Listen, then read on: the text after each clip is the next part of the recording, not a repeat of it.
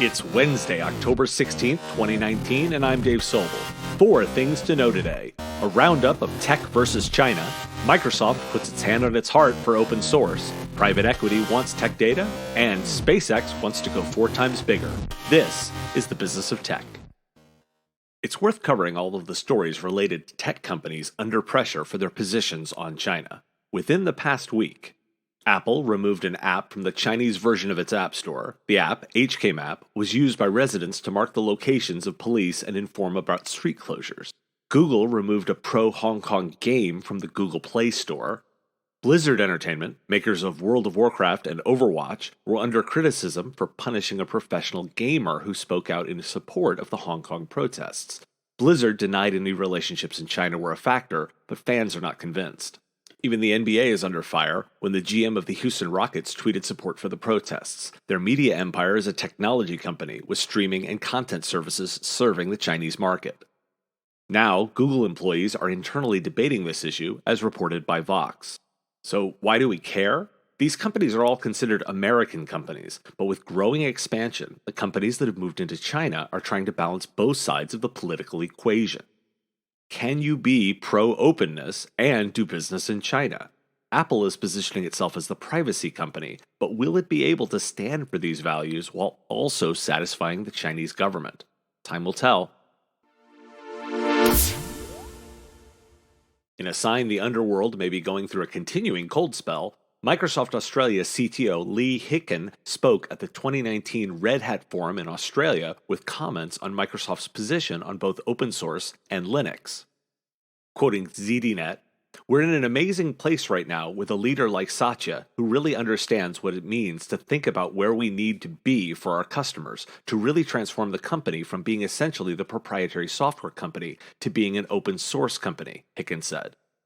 He continued, "And I say with my hand on my heart in a very serious way, we are an open source company. We are committed to open source, we're committed to Red Hat, and we're committed to continuing our engagement and our support to our broad open source community through a range of technologies, not least of which GitHub is one."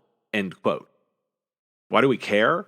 The Microsoft of 2019 acts little like the company of 2002 when Steve Ballmer called Linux a cancer. Services and cloud lead their charge, with cross-platform clearly a key strategy. If you're harboring any lingering sentiment from early aughts Microsoft, purge that. It would be a big blind spot and missing their current strategy. TechData has been offered $5 billion by Apollo Global Management, a private equity firm, to buy the world's second-largest technology distributor. Apollo previously attempted unsuccessfully to acquire Ingram Micro. Apollo has experience in the technology sector, owning Rackspace, Presidio, and Charter Communications. Neither company has commented, and there's no guarantee this deal will happen. Why do we care? Well, short term, we don't. Nothing changes for TechData, even if acquired. But from a market perspective, private equity continues to be interested in the technology and services space, which is generally a good sign of maturity. SpaceX has requested permission to launch 30,000 more Starlink satellites. This is up from the initial proposal of 12,000 satellites. The project is intended to build a low-cost, high-performance network for a space-based internet communication system. This request focuses on the additional spectrum required for the satellites. This was already planned as the world's largest low-Earth orbit broadband constellation. SpaceX has already deployed its first 60 satellites in May and has plans to launch hundreds more in the year ahead.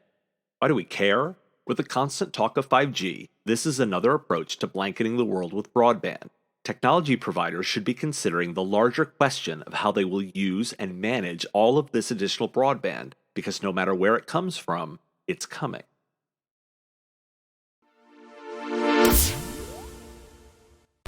Today's episode was brought to you by the Killing It podcast. 3 experts, 3 topics, 30 minutes, and 1 focus on making money in IT.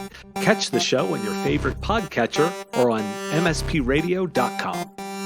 Thanks for listening to The Business of Tech. You can find us online at mspradio.com, in your favorite podcatcher, in your news flash for Amazon Alexa-enabled devices, or find episodes on Facebook, Twitter, and YouTube.